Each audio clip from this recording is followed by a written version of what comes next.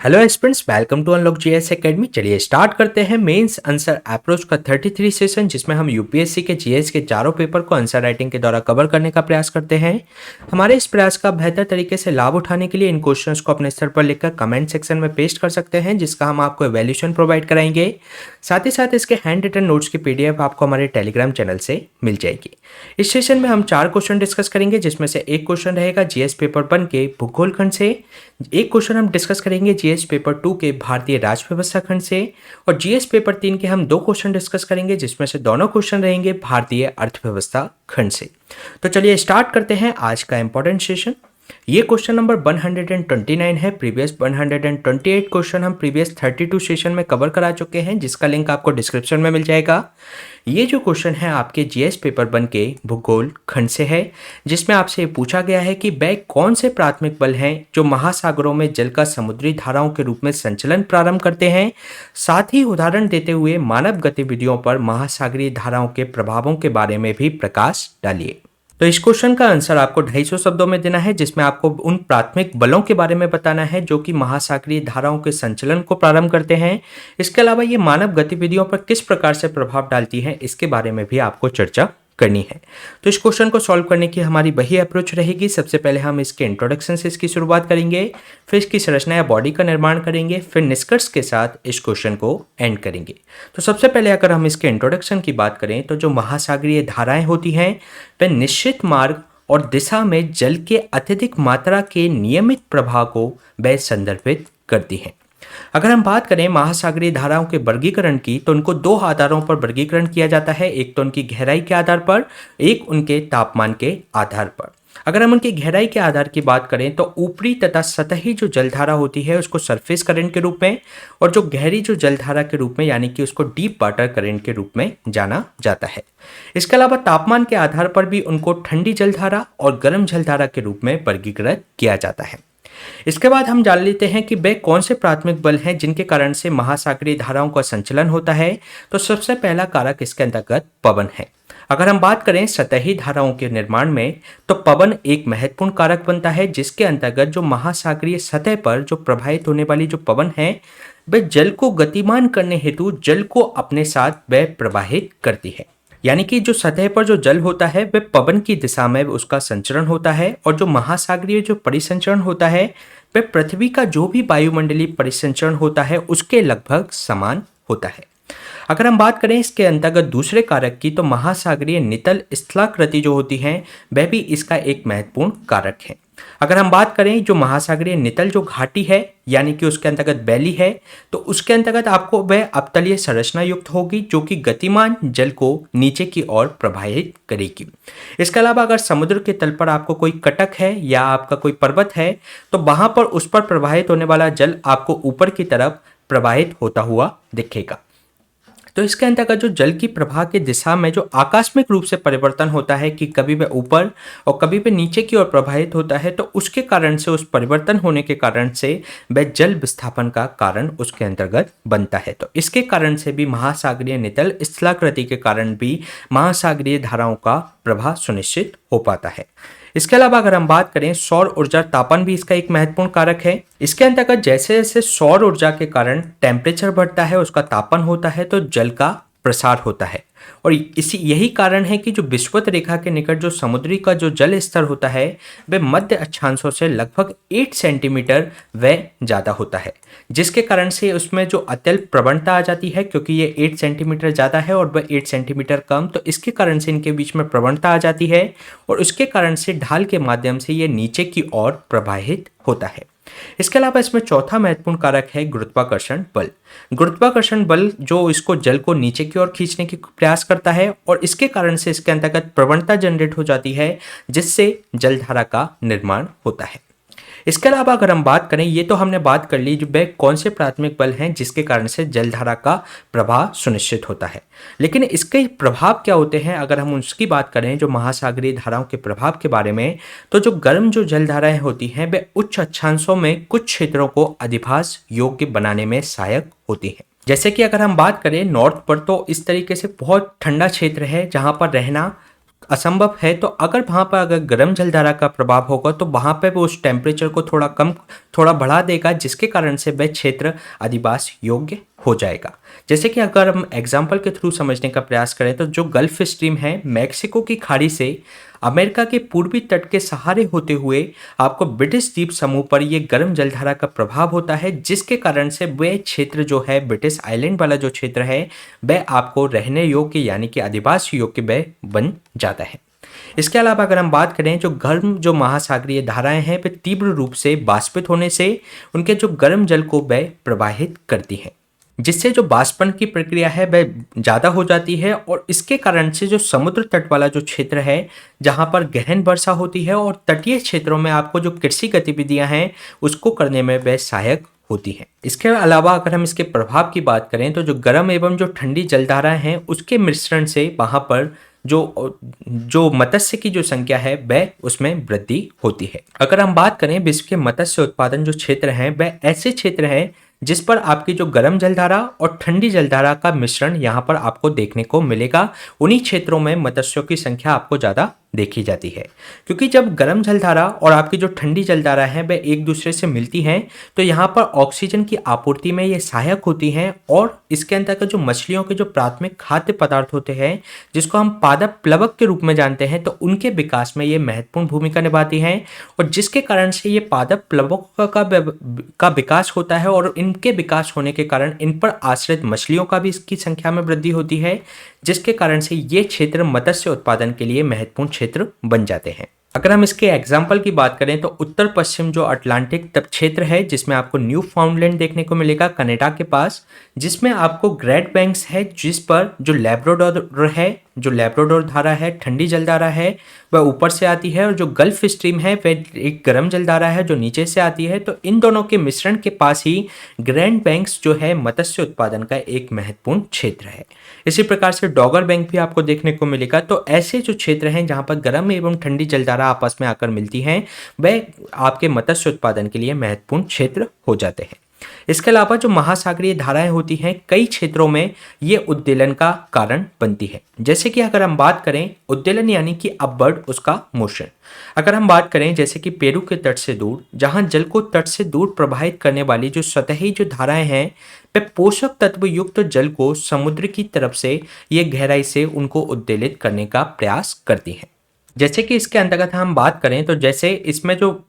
पवन का जो प्रवाह है वह जल की जो धारा है वह उसको इस तरफ से उसको ले जाने का प्रयास करता है, जिसके कारण से यहाँ पर जल का अभाव हो जाता है और उस जल के अभाव को भरने के लिए जो नीचे जो पोषक तत्व युक्त जो जल होता है वह उसको भरने का ऊपर प्रयास करता है। तो इसको कहा जाता है अपवेलिंग। इसके अलावा यहाँ पर आपका जो जल का यहाँ पर अधिकता होने के कारण यहाँ पर जल नीचे की ओर प्रवाहित होता है तो इस वाले क्षेत्र में क्या होता है डाउन वेलिंग। तो यहाँ पर होगा जल का अभाव होने के कारण अप वेलिंग और यहाँ पर जल की अधिकता होने के कारण यहाँ पर डाउन वेलिंग होती है। तो अगर हम बात करें उद्वेलन के समय तो उद्वेलन के समय जो नीचे का जो पोषक तत्व युक्त जो जल होता है वह ऊपर की तरफ आ जाता है और जिसके कारण से इन क्षेत्रों में पोषक तत्वों की प्रचुरता हो जाती है जो कि समुद्री मात्स्यिकी के जो क्षेत्र हैं उनके लिए एक उर्वर क्षेत्र का निर्माण कर देते हैं। इसके अलावा जो महासागरीय धाराएं हैं वे कुछ क्षेत्रों में ये मानव गतिविधियों को बाधित भी करती हैं, जैसे कि कुछ ठंडी जल धाराएं जैसे होती हैं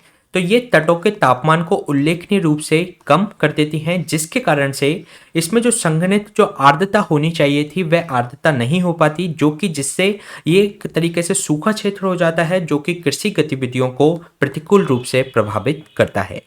इसके अलावा यही कारण है कि सामान्य रूप से आप देखेंगे तो महाद्वीपों के जो पश्चिमी किनारे होते हैं वहां आपको मरुस्थल देखने को मिलेंगे। वहां पर क्योंकि शीत धाराओं का प्रभाव होता है जिसके कारण से वहां पर पर्याप्त आर्द्रता नहीं बन पाती, जिसके कारण से वह सूखा क्षेत्र बन जाता है। अगर हम बात करें चिली तट के किनारे प्रवाहित होने वाली जो पेरू की जो ठंडी जलधारा है वह उसके जो किनारे पर आपको एक तरीके से सूखा प्रवण क्षेत्र के रूप में ये उसका विकास कर देती है। तो ये क्वेश्चन हमने डिस्कस किया जीएस पेपर 1 के भूगोल खंड से। चलिए चलते हैं नेक्स्ट क्वेश्चन पे। नेक्स्ट क्वेश्चन है आपका जीएस पेपर 2 के भारतीय राज्य व्यवस्था खंड से, जिसमें आपसे पूछा गया है कि यद्यपि भारत में सरकार की संसदीय प्रणाली यानी कि मुख्य रूप से ब्रिटिश संसदीय मॉडल पर आधारित है, तथापि ये कभी भी ब्रिटिश प्रणाली की प्रतिकृति नहीं बनी। इसका सविस्तार वर्णन कीजिए। तो इस क्वेश्चन का आंसर आपको 250 शब्दों में देना है, जिसमें आपको बताना है कि भारत सरकार की जो संसदीय प्रणाली है वह हमने ब्रिटिश से ली है। इसमें कुछ समानताएं भी हैं, लेकिन वह पूरी तरीके से कुछ प्रतिकृति नहीं है ब्रिटिश प्रणाली की, तो उसके बारे में आपको चर्चा करनी है। तो सबसे पहले अगर हम इसके इंट्रोडक्शन से इसकी शुरुआत करें, तो जिसके अंतर्गत हम बताएंगे कि भारतीय संविधान के केंद्र एवं राज्यों में संसदीय सरकार की स्थापना हेतु भारत का संविधान प्रावधान करता है। अगर हम बात करें जो संसदीय प्रणाली होती है वह विधायिका और जो कार्यपालिका है उसके मध्य सहयोग एवं समन्वय के सिद्धांत पर आधारित है, न कि इन दोनों के मध्य शक्तियों के कठोर एवं सुस्पष्ट पृथक्करण पर। तो इसके अंतर्गत अगर हम भारत की बात करें तो यहाँ पर आपको ये देखने को मिलेगा एग्जीक्यूटिव और ये आपका लेजिस्लेटिव। तो इसमें जो एग्जीक्यूटिव होती है वह लेजिस्लेटिव्स के अंतर्गत से ही वह एग्जीक्यूटिव का निर्माण होता है। तो ये एक दूसरे के मध्य सहयोग एवं समन्वय के सिद्धांत पर आधारित है, न कि उनके बीच में उनमें पृथक्करण, जैसे कि न्यायपालिका को पूर्णतः जो पृथक्कृत किया गया है वह एग्जीक्यूटिव और आपकी जो लेजिस्लेचर है उनके बीच में पूर्णतः उसका पृथक्करण सुनिश्चित नहीं किया गया है। इसके अलावा अगर हम बात करें भारत में जो ब्रिटिश मॉडल पर आधारित सरकार की संसदीय प्रणाली को अपनाया गया है, अगर हम बात करें इनके बीच में समानताओं की, तो इन दोनों जो ब्रिटिश प्रणालियों और भारत की प्रणाली के बीच में क्या समानता है उनकी बात करें तो नाम मात्र एवं वास्तविक कार्यपालिका की यहाँ पर उपस्थिति देखने को मिलती है। जैसे कि अगर हम बात करें भारत में नाम मात्र का, जैसे कि राष्ट्रपति नाम मात्र का कार्य प्रमुख है, जबकि जो वास्तविक शक्ति है वह प्रधानमंत्री के पास है। ऐसे ही अगर हम ब्रिटिश की बात करें तो वहां पर राजशाही है, वहां का जो राजा होता है वह उसका नाम मात्र का प्रधान होता है, जबकि जो वास्तविक शक्ति होती है वहां के प्रधानमंत्री के पास होती है। इसके अलावा जो विधायिका के प्रति जो कार्यपालिका का सामूहिक उत्तरदायित्व है दोनों जगह हमें देखने को मिलता है। इसके अलावा कार्यपालिका के सदस्यों का विधायिका का भी सदस्य होना यह आपको इसके अंतर्गत देखने को मिलता है, यानी कि जो विधायिका के जो सदस्य होते हैं वही कार्यपालिका के सदस्य भी होते हैं। इसके अलावा इसमें जो निम्न सदन है उसका ही विघटन होता है, उच्च सदन का इनके अंतर्गत विघटन नहीं होता। साथ ही जो प्रधानमंत्री के नेतृत्व में बहुमत प्राप्त जो दल होता है उसका शासन यहाँ पर दोनों जगह पर इसी तरीके की शासन व्यवस्था को सुनिश्चित किया गया है। लेकिन अगर हम बात करें भारतीय संसदीय प्रणाली पूरी तरीके से ब्रिटिश संसदीय प्रणाली की प्रतिकृति नहीं दिखाई पड़ती। इनके बीच में कुछ असमानताएं भी हैं। अगर हम उन असमानताओं के बारे में विचार करें तो ये यहाँ पर अगर हम बात करें भारत में तो संवैधानिक संप्रभुता को अपनाया गया है, ना कि संसदीय संप्रभुता को। अगर हम बात करें ब्रिटेन में जो संसद है एक सर्वोच्च संस्था है और ये बिना किसी प्रतिबंध के संविधान में भी संशोधन कर सकती है। लेकिन इसके विपरीत अगर हम बात करें तो भारत में लिखित संविधान है, ब्रिटिश में आपको लिखित संविधान देखने को नहीं मिलेगा, जबकि भारत में लिखित संविधान है और संघीय प्रणाली है और न्यायिक समीक्षा और मौलिक अधिकार हैं जो संसद की शक्ति को सीमित करते हैं। इसके अलावा भारत की जो आपकी संसद है वह एक संविधान में संशोधन कर सकती है, लेकिन वह जो संविधान का मूल ढांचा है जो कि आपको 1973 का केशवानंद भारती का जो केस था उसके अंतर्गत जो संविधान के मूल ढांचे को निर्धारित किया गया था, तो वह संविधान के मूल ढांचे को परिवर्तित नहीं कर सकती। इस तरीके का संशोधन संसद के द्वारा नहीं किया जा सकता। इसके विपरीत ब्रिटेन में संसद सर्वोच्च है और वह किसी भी तरीके का संशोधन इसके अंतर्गत कर सकती है। इसके अलावा अगर हम बात करें यहाँ पर जो निर्वाचित नाम मात्र है और जो कार्यकारी प्रमुख होता है वह निर्वाचित है, ना कि उसको मनोनीत किया गया है। अगर हम बात करें भारत में राष्ट्र का जो प्रमुख है वह निर्वाचित व्यक्ति है, अर्थात वह राष्ट्रपति वो निर्वाचित किया जाता है और ये एक भारत की सरकार की जो गणतांत्रिक प्रणाली को संदर्भित करता है। गणतंत्र वह प्रणाली होती है जिसके अंतर्गत जो उसका जो राष्ट्र प्रमुख होता है उसका निर्वाचन सुनिश्चित किया जाता है। जबकि अगर हम ब्रिटेन की बात करें तो वहां का जो राष्ट्र प्रमुख होता है वह एक वंशानुगत व्यक्ति होता है, यानी कि वहां पर संवैधानिक राजशाही वहां पर उपस्थित है, यानी कि वहां पर जो राजा होता है वही उसका वंशानुगत प्रमुख वो राष्ट्र प्रमुख होता है। इसके अलावा अगर हम बात करें प्रधानमंत्री को निम्न सदन का सदस्य इसके अंतर्गत होना आवश्यक नहीं है। भारत में अगर हम बात करें तो प्रधानमंत्री किसी भी सदन का सदस्य हो सकता है, जबकि ब्रिटेन में अनिवार्यतः उसको निम्न सदन का सदस्य होना चाहिए, जो कि हाउस ऑफ द जो पीपल है वहाँ का जो निम्न सदन है, और जो हाउस ऑफ द लॉर्ड्स है वहाँ का उच्च सदन है, तो उसको हाउस ऑफ द पीपल्स का उसको सदस्य होना चाहिए। जबकि भारत में वे किसी भी सदन का सदस्य हो सकता है। इसके अलावा अगर हम बात करें मंत्री बनने हेतु जो संसद की सदस्यता है, इसमें भारत में आवश्यक नहीं। अगर हम बात करें भारत की स्थिति में, तो एक विशेष केस बनता है जिसके अंतर्गत भारत में यदि कोई व्यक्ति संसद का सदस्य नहीं है, तब वह 6 माह की अवधि के लिए मंत्री पद भी धारण कर सकता है। लेकिन ये जो मंत्री पद है वह 6 माह तक ही धारण कर सकता है, उसके बाद उसको संसद के किसी भी सदन का सदस्य बनना अनिवार्य है। लेकिन अगर ब्रिटेन की बात करें तो इस तरीके का वहां पर कोई भी प्रावधान नहीं है, केवल सांसद ही वहां पर मंत्री बन सकता है। इसके अलावा अगर हम बात करें मंत्रियों का, इसमें कोई विधिक उत्तरदायित्व नहीं होता भारत के अंतर्गत। भारत में जो मंत्री हैं उनका जो व्यक्तिगत एवं विधिक उत्तरदायित्व इसके अंतर्गत नहीं होता। उन्हें आधिकारिक रूप से जो भी अधिनियम पारित हुए हैं तो उसको प्रति हस्ताक्षरित यानी कि उसको काउंटर साइन नहीं करने पड़ते, उसकी आवश्यकता भारत के अंतर्गत नहीं है। जबकि इसके विपरीत अगर हम ब्रिटेन की बात करें तो वहां पर प्रत्येक मंत्री द्वारा जो पारित जो अधिनियम होते हैं उसके प्रति उनकी व्यक्तिगत रूप से वे उत्तरदायी होते हैं, उस पर उसको काउंटर साइन करने होते हैं। इसके अलावा एक ब्रिटेन में आपको एक स्थिति देखने को मिलेगी जिसमें आपको एक शैडो कैबिनेट की अनुपस्थिति भारत में नहीं है, जबकि ब्रिटेन में ये स्थिति आपको देखने को मिलेगी। जिसके अंतर्गत होता क्या है कि जैसे कि एक जो दल है जो कि सत्ता में है उसका एक कैबिनेट होती है, जबकि एक इसके अंतर्गत एक विपक्ष है, विपक्षी पार्टी की भी एक शैडो कैबिनेट उसके अंतर्गत बनाई जाती है। जैसे कि इसमें कई सारे गृह मंत्री है या विदेश मंत्री है, तो उसी तरीके से शैडो कैबिनेट में भी गृह मंत्री, राज्य मंत्री इस तरीके से उसमें निर्धारित किए जाते हैं। तो ये जो व्यवस्था है वह ब्रिटिश प्रणाली में देखने को मिलती है, लेकिन भारत में नहीं है। इसका गठन इसलिए किया गया है शैडो कैबिनेट का कि जो विपक्षी दलों द्वारा, ताकि जो सत्तारूढ़ दल हैं उसको संतुलित किया जा सके, उन पर लगाम लगा के रखा जा सके। साथ ही साथ भविष्य में जो मंत्रालय को संभालने के लिए अगर ऐसी स्थिति बनती है जिसमें विपक्षी पार्टी को सत्ता हासिल होती है, तो इसमें ऐसे कोई व्यक्ति तैयार हो जो कि उस विभाग को संभालने के लिए पहले से ही उनको प्रशिक्षण प्राप्त हो।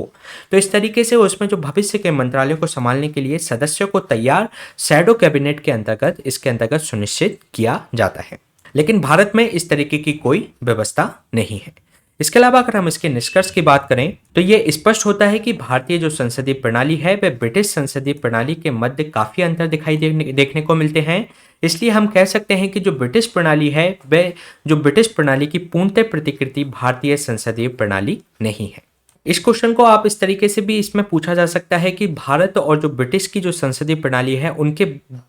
बीच में अंतर और उनके बीच में समानताएं आप बताइए। तो इसका भी आंसर आपको इस तरीके से दिया जा सकता है। तो ये क्वेश्चन हमने डिस्कस किया जीएस पेपर 2 के भारतीय राज्य व्यवस्था खंड से। चलिए चलते हैं नेक्स्ट क्वेश्चन पे। नेक्स्ट क्वेश्चन है आपका जीएस पेपर 3 के भारतीय अर्थव्यवस्था खंड से, जिसमें आपसे पूछा गया है कि भारत में खाद्य प्रसंस्करण क्षेत्र का स्वैट यानी कि इसमें स्ट्रेंथ, उनकी वीकनेस, उनकी अपॉर्चुनिटी और उनकी थ्रेट्स यानी कि उनकी बीच में खतरे क्या विद्यमान है, उसके आधार पर आपको विश्लेषण करना है।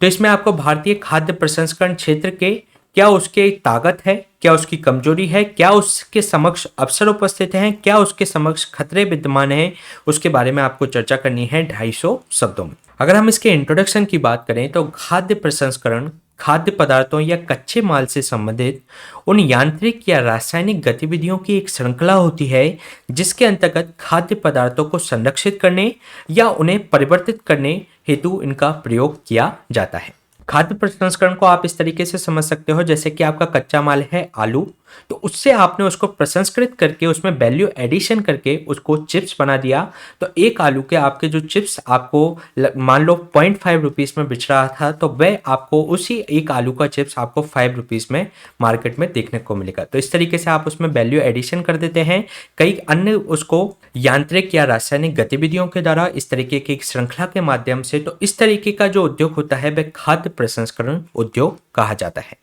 इसके अलावा अगर हम बात करें खाद्य प्रसंस्करण जो उद्योग है उसके अंतर्गत उत्पादन, खपत और निर्यात और विकास के मामले में देश का जो स्थान है वह फिफ्थ उद्योग के रूप में भारत में उसका स्थान है। अगर हम बात करें भारत के खाद्य बाजार में तो इसकी हिस्सेदारी लगभग 32% है और खाद्य निर्यात की बात करें तो इसकी हिस्सेदारी लगभग 10.7% है। तो इसकी खाद्य बाजार में आप देखेंगे तो 32% है, जबकि आप निर्यात के मामले में देखेंगे तो लगभग आप 10% इसको मान सकते हैं। इसके अलावा भारत का ये एक सनराइज उद्योग है जिसकी विकास की जो दर है वह 10% आपको देखने को मिलती है। अब इसमें हम देख लेते हैं खाद्य प्रसंस्करण का स्वॉट विश्लेषण, जिसके अंतर्गत अगर हम बात करें, फर्स्ट हम देखते हैं इसकी स्ट्रेंथ यानी कि उसकी ताकत के बारे में।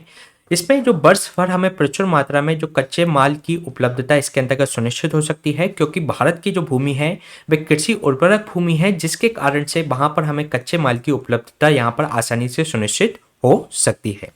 इसके अलावा एक महत्वपूर्ण क्षेत्र के रूप में हमें खाद्य प्रसंस्करण की यहाँ पर स्वीकार्यता देखने को मिलती है। और जो कृषि प्रसंस्करण को अगर हम प्राथमिक क्षेत्र के रूप में अगर देखें तो इसके अंतर्गत शामिल किया जाना और केंद्र सरकार द्वारा जो प्रदत्त इसके लिए जो सहायता दी जा रही है, तो उसके लिए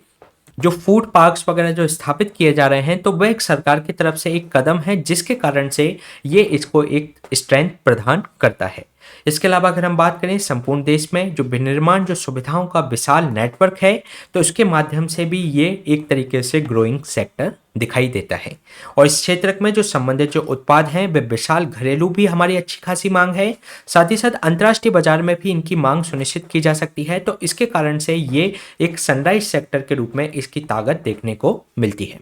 अगर हम बात करें इसकी वीकनेस के बारे में, अगर इसकी कमजोरियों के बारे में, तो जो कार्यशील पूंजी है उसकी अधिक आपको आवश्यकता होती है। इसमें जो आपको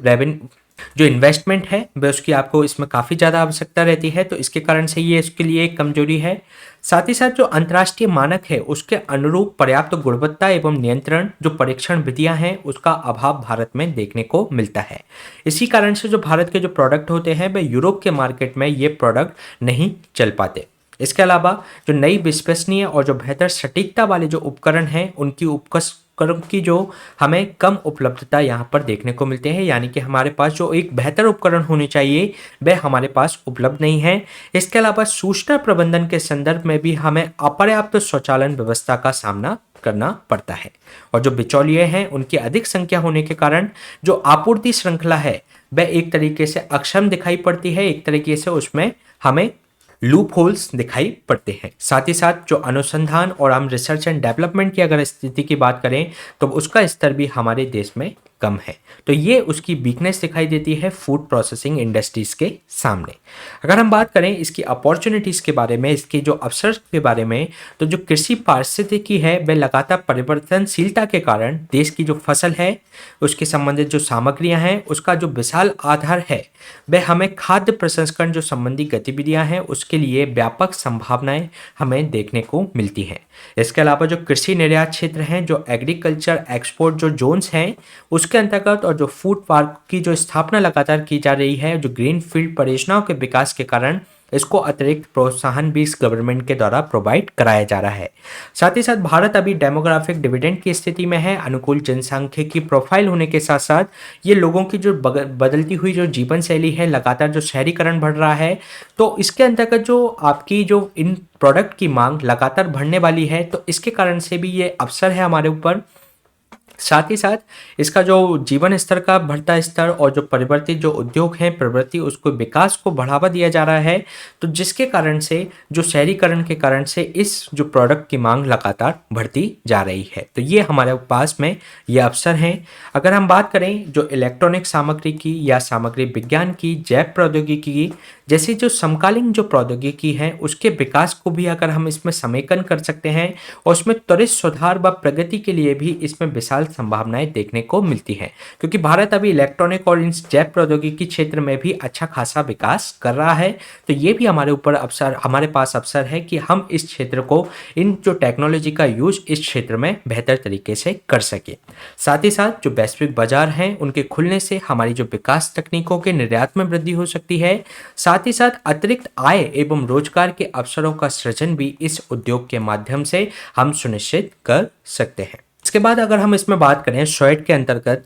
थ्रेट की यानी कि टी यानी खतरे की, तो जिसमें आपके वैश्विक जो अभिकर्ता हैं वो हमारे सामने एक प्रतिस्पर्धा उत्पन्न करते हैं। तो ये एक भारतीय जो उद्योग के लिए एक काफ़ी महत्वपूर्ण चुनौती है। साथ ही साथ जो अन्य उद्योग हैं वे बेहतर कार्य स्थितियों के कारण यहाँ से जो प्रशिक्षित जो श्रम बल है वह वहाँ यहाँ से पलायन कर जाता है, और जिसके कारण से जो खाद्य प्रसंस्करण उद्योग के लिए आपको श्रम बल यानी कि लेबर फोर्स की कमी यहाँ पर देखने को मिल सकती है। तो ये हमारे समक्ष खतरे हैं जो हमारे, अगर हम बात करें ब्रेन ड्रेन की, तो एक तरीके से यहाँ से जो प्रशिक्षित जो कार्यबल है आपको विदेशों में चला जाता है, जिसके कारण से यहाँ पर जो एक खाद्य प्रसंस्करण उद्योग में एक प्रशिक्षित जो श्रम बल होना चाहिए उसकी कमी हमें देखने को मिल सकती है। साथ ही साथ जो भारतीय समाज में अभी ताजे खाद्य पदार्थों की वहनीयता या जो कि भी सांस्कृतिक जो प्राथमिकताएं हैं उनकी कि ताजे फल ही वे प्रेफर करते हैं, तो ये भी एक तरीके का खतरा है।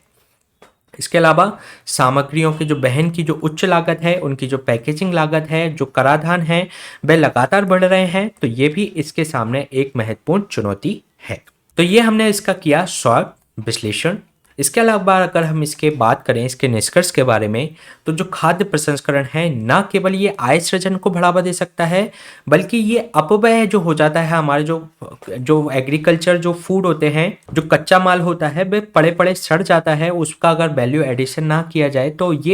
तो ये जो अपव्यय होता है कृषि जो प्रोडक्ट का, तो उसको रोका जा सकता है। साथ ही साथ लोगों का आय सृजन में एक महत्वपूर्ण भूमिका निभा सकता है। साथ ही साथ ये मूल्य संवर्धन, उनका वैल्यू एडिशन, विदेशी मुद्रा का अर्जन और जो विनिर्माण जो प्रतिस्पर्धा को बढ़ाने में भी भारत की सहायता कर सकता है। इसके अलावा जो खाद्य प्रसंस्करण जो क्षेत्र है उसमें जो निवेश का जो गुणक प्रभाव है वह काफ़ी ज़्यादा है, यानी कि गुणक प्रभाव यानी कि मल्टीप्लायर इफेक्ट, जिसके अंतर्गत आपको अगर हम इसमें थोड़ा सा भी फंड इसमें निवेश करेंगे तो उसका प्रभाव आपको ज़्यादा देखने को मिलेगा। अगर हम बात करें इसकी जो रोजगार सृजन की जो संभावनाएं हैं वह इसके अंतर्गत बढ़ती हैं, और ये जो गुणक है वह अन्य क्षेत्रों की तुलना में अगर सेम निवेश किया जाए तो उसमें ये फूड प्रोसेसिंग इंडस्ट्री में ये गुणक ज़्यादा देखने को मिलता है। इन्हीं सब कारकों के कारण भारत ने प्रधानमंत्री कृषि संपदा योजना को तैयार किया है, जिससे कि इन जो फूड प्रोसेसिंग जो इंडस्ट्री हैं उनको बढ़ावा दिया जा सके। तो ये क्वेश्चन हमने डिस्कस किया जीएस पेपर 3 के भारतीय अर्थव्यवस्था खंड से। चलिए चलते हैं नेक्स्ट क्वेश्चन पे। नेक्स्ट क्वेश्चन भी आपका जीएस पेपर 3 के भारतीय अर्थव्यवस्था खंड से है, जिसमें आपसे पूछा गया है कि परिशुद्ध खेती यानी कि जो प्रिसीजन जो फार्मिंग होती है उससे आपका क्या आशय है। साथ ही साथ जो प्रिसीजन फार्मिंग है यानी कि परिशुद्ध जो खेती है उसको कृषि का संधारणीय और लाभदायक बनाने में किस प्रकार से वह सहायता कर सकता है, उसके बारे में आपको चर्चा करनी है। तो इस क्वेश्चन का आंसर भी आपको 250 शब्दों में बताना है। इसमें आपको बताना है कि प्रिसीजन फार्मिंग यानी कि परिशुद्ध खेती क्या होती है, साथ ही साथ ये कृषि को सस्टेनेबल बनाने के लिए और उसको लाभदायक बनाने के लिए वे किस प्रकार से सहायता कर सकती है। तो सबसे पहले अगर हम बात करें इसके इंट्रोडक्शन में हम बताएंगे कि जो प्रिसीजन फार्मिंग होती क्या है। अगर हम बात करें परिशुद्ध खेती, जिसको सैटेलाइट फार्मिंग या स्थान विशिष्ट फसल प्रबंधन के रूप में भी जाना जाता है, इसका आशय की अगर हम बात करें तो ये एक परिशुद्ध खेती का आशय डिजिटल कृषि प्रौद्योगिकियों का उपयोग करके फसल की उत्पादकता में वृद्धि करना, साथ ही साथ उसकी उपज को अधिकतम बनाने के लिए उचित समय पर एवं सटीक एवं उपयुक्त मात्रा में कब जल देना है, कब उस पर उर्वरक छिड़कना है, कब उस पर कीटनाशक डालना है, तो इस तरीके के जो इनपुट होते हैं उनकी एक प्रिसीजन के रूप में इसका अनुप्रयोग, इस फार्मिंग का अनुप्रयोग किया जाता है। तो इसके अंतर्गत सेंसर्स की मदद से इस तरीके की जो टाइमिंग है वो सुनिश्चित की जाती है, जिसके अंतर्गत ये सेंसर्स की मदद से आपको पता चलता है कि किस समय पे बेहतर होगा कि इसको पानी दिया जाए और किस मात्रा में दिया जाए, किस मात्रा में इसमें उर्वरक डाले जाएं। तो इस तरीके की जो फार्मिंग होती है वह कृषि टेक्नोलॉजी के माध्यम से इस फार्मिंग को सुनिश्चित किया जाता है। इसको प्रिसीजन फार्मिंग कहा जाता है। प्रिसीजन का मतलब हो गया बिल्कुल सटीक तरीके से हम उसका यूज करें, जो भी हमारे पास इनपुट हैं उनका। इसके अलावा इसमें जो सूचना एवं संचार तकनीकी, वायरलेस सेंसर्स, रोबोटिक्स, ड्रोन, जियो स्पेशल जो मेथड्स होते हैं, ऑटोमेटेड जो पोजिशनिंग जो सिस्टम्स होते हैं, उसके माध्यम से इस फार्मिंग को संचालित किया जाता है। अगर हम बात करें इसकी, तो इसमें जो तकनीक होती है जिसमें आपको जो सेंसर से युक्त जो आपके ट्रैक्टर होंगे वे फसलों हेतु गहराई तक, किस गहराई तक उसकी भूमि की जुताई करनी है उस तक वे इस सेंसर के माध्यम से वे सुनिश्चित कर सकते हैं। इसके अलावा उपग्रह से जो प्राप्त हमारे जो डेटा आते हैं, जो रिमोट सेंसिंग सैटेलाइट्स हमने जो स्पेस में भेज रखी हैं, तो उसके जो चित्र के माध्यम से जो मृदा के पोषण स्तर की पहचान कर सकते हैं, साथ ही साथ फसल जो विकास हो रहा है उसकी सघनता को निर्धारित करने के इसमें आसानी से उसको निर्धारित किया जा सकता है, जिसके कारण से आवश्यकता के आधार पर जो भी उसमें उपचारात्मक कार्रवाई है वह इसके अंतर्गत सुनिश्चित की जा सकती है। इसके अलावा जो कीटों के हमलों को सटीक रूप से पता लगाने के लिए इसमें सेंसरों का उपयोग भी किया जाता है। इसके अलावा अगर हम बात करें जो निम्नलिखित साधनों के माध्यम से वे किस तरीके से कृषि लाभप्रदता को बढ़ाते हैं उसके बारे में अगर हम बात करें, तो अगर हम परिशुद्ध जो खेती करते हैं उस प्रवर्तन करते हैं उसके आधार पर, तो इससे हमारी उपज में वृद्धि होती है। साथ ही साथ जो उर्वरक एवं रासायनिक जो अनुप्रयोग हैं उसकी लागत भी, इसमें जो इनपुट कॉस्ट होती है वह भी कम हो जाती है, क्योंकि इसमें अगर हम बात करें जो जैसे बीजों एवं रसायनों के उपयोग में दोहराव ना हो, ये सुनिश्चित करने के लिए हम मशीनों को निर्देशित करते हैं और इसके अंतर्गत जीपीएस का उपयोग करते हैं, और जिससे जो निवेश का जो प्रतिफल है वह उसमें भी हमें आसानी से उसका जो प्रॉफिट होना चाहिए वह भी प्रॉफिट हमारा इसके अंतर्गत इंक्रीज हो जाता है। इसके अलावा इसमें जो आगतों की जो लागत है वह 18 से 20% इसके अंतर्गत कम हो जाती है, और उपज में जैसे कि 30% अगर हम चावल और गेहूं के संदर्भ में बात करें तो ये 30% उपज बढ़ जाती है, और गन्ना फलों एवं सब्जियों में तो ये लगभग 100% तक उसकी उपज है वह उसमें इंक्रीमेंट देखा गया है, जिससे कि जो हमारी जो इनपुट हम लगा रहे हैं जो निवेश कर रहे हैं उससे की लागत की अपेक्षा में हमें जो प्रॉफिट होना है वह इसके अंतर्गत इंक्रीज हो जाता है। साथ ही साथ अगर हम बात करें ये कृषि संधारणीयता यानी कि एग्रीकल्चर सस्टेनेबिलिटी को ये किस तरीके से सुनिश्चित करती है, तो अगर हम बात करें परिशुद्ध जो खेती है उसमें हम उस तरीके के उपकरण अपनाएंगे, सेंसर्स का उपयोग करेंगे, जिससे जो कृषि में प्रयुक्त तो मशीनरी है उनकी दक्षता वह इंक्रीज हो जाती है, जिसके कारण जो पर्यावरण पर जो कृषि का जो दबाव पड़ता है, क्योंकि हम जो कृषि करते हैं उसके कारण से जो पर्यावरण में जो नुकसान होते हैं उनको इसके अंतर्गत कम किया जा सकता है, जिससे कि जो एग्रीकल्चर है उसको हम संधारणीय बना सकते हैं। क्योंकि जिसमें अगर हम कीटनाशकों का जो उपयोग कर रहे हैं तो वह कीटनाशक अगर हम अधिक मात्रा में यूज करते हैं तो वह भूमि जल के साथ मिश्रित हो जाते हैं, जो कि आपकी जो ग्राउंड लेवल जो वाटर होता है उसकी प्रदूषण का कारण बनते हैं। लेकिन अगर हम इसको प्रिसीजन फार्मिंग के द्वारा इस कीटनाशक को यहाँ पर छिड़केंगे और जितनी ही उसको ज़रूरत है उसके आधार पर इनको डाला जाएगा, तो ये इस तरीके की जो ग्राउंड वाटर लेवल की जो प्रदूषण की समस्या है वह इसके अंतर्गत नहीं आएगी, जिससे इसको पर्यावरणीय रूप से भी इसको अनुकूल बनाया जा सकता है, यानी कि कृषि को संधारणीय बनाया जा सकता है। इसके अलावा अगर हम बात करें इससे कृषि लाभप्रदता की, तो ये इसके अंतर्गत हम देख चुके हैं जो परिशुद्ध खेती के कारण से जो उपज बढ़ रही है, उर्वरक एवं रासायनिक अनुप्रयोग कम हो रहे हैं, ये हम देख चुके हैं। इसके अलावा अगर हम बात करें जो कृषि प्रबंधन जो सॉफ्टवेयर है जैसे कि एग्रीबी खेत पर जो सभी गतिविधियां हैं उनका अपेक्षाकृत उनको सुगम बनाता है, जिससे कि जो कृषि उत्पादकता है वह इसके अंतर्गत बढ़ जाती है। इसके अलावा जीपीएस की जो सॉइल सैंपलिंग की जाती है जो किसी खेत की मृदा का परीक्षण करता है, उसके पोषक तत्व को आधारित करता है, और जो पीएच किस तरीके का है उस मिट्टी के अंतर्गत इन अन्य आंकड़ों के जानकारी के आधार पर जो भी लाभदायक उसके अंतर्गत निर्णय लेना होता है वह उन आंकड़ों के आधार पर लिया जा सकता है। इसके अलावा इसके अंतर्गत जो स्वचालित जो सेंसर्स होते हैं उनका उपयोग करके जो फसल उपज है, जो फसल सुरक्षा है, जो सिंचाई के जो लाभ हैं उनको अधिकतम बनाने हेतु साथ ही साथ जो प्रौद्योगिकी का उपयोग करने के कारण इसमें जो श्रम लागत आती है वह भी इसके अंतर्गत कम हो जाती है। इसके अलावा अगर हम बात करें इसमें जो मृदा और पादपों का जो मानदंडों का जो मॉनिटरिंग करने की जो इसमें स्थिति बनती है, क्योंकि हम इसमें जो मृदा और उससे संबंधित जो भी उसके अंतर्गत जो नॉर्म्स हैं, जो भी मानदंड हैं उसके आधार पर उनको मॉनिटर कर पाते हैं, जिसके कारण से जो उत्पादक जो समग्र क्षेत्र है उस पर हम सेंसर लगा देते हैं, जिससे कि हम ये पता लगा पाते हैं कि पादपों की वृद्धि के लिए उच्चतम स्थिति को हम किस तरीके से निर्धारित उसके अंतर्गत किया जा सकता है। इसके अलावा अपेक्षाकृत जो अधिक कुशल प्रथाओं जैसे कि उर्वरकों का उपयोग और साथ ही साथ जो अन्य जो इनपुट है जैसे कि उनके प्रबंधन में सुधार करके माध्यम से हम इनकी जो कॉम्पिटेटिबिलिटी है उसको बढ़ा सकते हैं, उनकी प्रतिस्पर्धात्मकता को, जो किसानों की प्रतिस्पर्धात्मकता को इसमें वृद्धि की जा सकती है, जिससे हम इन पदार्थों का या जिन उत्पादों का हम विदेशों में भी निर्यात सुनिश्चित कर सकते हैं। अगर हम बात करें इसके निष्कर्ष की, तो जो परिशुद्ध जो खेती है उसके व्यापक लाभों और कृषि की आय को दुगना करने के लक्ष्य से इसकी उपयोगिता के कारण सरकार ने अभी प्रधानमंत्री कृषि सिंचाई योजना का निर्माण किया है, जिसके अंतर्गत जो प्रति बूंद अधिक फसल का उन्होंने लक्ष्य रखा है। इसके अलावा सेंसर बेस्ड जो स्मार्ट एग्रीकल्चर है, यानी कि सेंसर बेस्ड स्मार्ट एग्रीकल्चर, जिसको सेंसा एग्री के रूप में जानते हैं, जिसमें से सेंसा एग्री कैसे लिया गया है, सेंसर का सेन लिया गया है। इसके अलावा जो आपका स्मार्ट का एस लिया गया है और जो एग्री का आपका इसमें एग्री लिया गया है। तो इस तरीके से सेंसाग्री, इस तरीके के सेंसर बेस्ड स्मार्ट एग्रीकल्चर और ड्रोन और अन्य जो मोबाइल ऐप्स हैं उसके माध्यम से ये सुनिश्चित किया जा रहा है कि जो प्रिसीजन फार्मिंग है उसको सरकार बढ़ावा देने का प्रयास कर रही है। तो ये क्वेश्चन हमने डिस्कस किया जीएस पेपर 3 के भारतीय अर्थव्यवस्था खंड से। इसी तरीके के सेशन हम आपके बीच में लाते रहेंगे। साथ ही साथ इसके हैंड रिटन नोट्स की पीडीएफ आपको हमारे इस टेलीग्राम चैनल से मिल जाएगी। अगर आपका हिंदी ऑप्शनल है तो इसी तरीके के 4 क्वेश्चन हम इस तरीके से डेली डिस्कस करते हैं, तो आप उसको भी ज्वाइन कर सकते हैं। Please stay tuned and subscribe the unlock GS academy. Thank you.